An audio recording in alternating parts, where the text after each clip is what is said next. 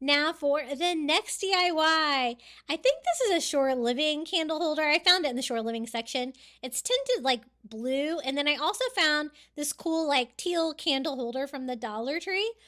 So I thought I can combine the two together. They are different colors of blue, but I think they kind of look cool together. The one from the Shore Living line is a very subtle colored glass, and the base is very colored. So nice contrast. The sticker on the bottom of the Shore Living glass thing was a nightmare to get off. I did get some of this adhesive remover at Dollar Tree the other day.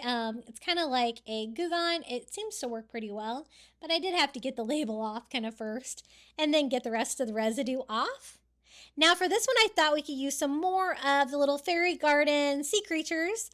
I found like a clownfish, a seahorse, and we're also going to do a starfish to make it look like the bottom of the ocean since we have a blue tinted jar. I thought that would be really fun. So we're just going to attach those with hot glue so they don't fall all around. And I want it to look like kind of like the ocean floor in there. So since this one's already blue, I don't really need to tint it, but I guess you could if you had like more of a clear one. But that's what it looks like so far. That fills it up pretty nicely. And I'm going to use white sand for this one. Just because you're not really going to be able to see, I think, the color of the sand through the blue jar anyway, to represent the bottom of the ocean. Now, as you can see, the solar light is too small to fit in there, but I'm going to show you how I fix that. Now, let's start putting it together. This is the candle holder. I found this in blue, this blue color. I also found it in pink, and it's really weighted down. I thought this would be a great base for an outdoor solar light display like this.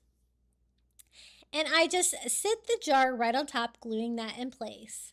Now, since the solar light top was too small, I'm going to make it wider by attaching some of that Walmart twine to the outside of it. It's going to make the perfect thickness to actually fit as a lid on the top of that. So I just start there at the top, hot gluing that in place, and we're just going to wrap that twine all the way around.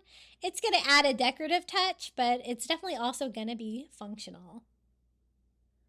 So all the way down to the bottom, I hot glue the end and trim off the excess. Sometimes this Walmart twine is awfully hairy too, so I just burned off the fuzzies with my lighter on that to make it look a little bit better. And it sits on there really well like that. And I really like the texture of that twine. It's kind of a cross between Dollar Tree twine and rope, the size of this.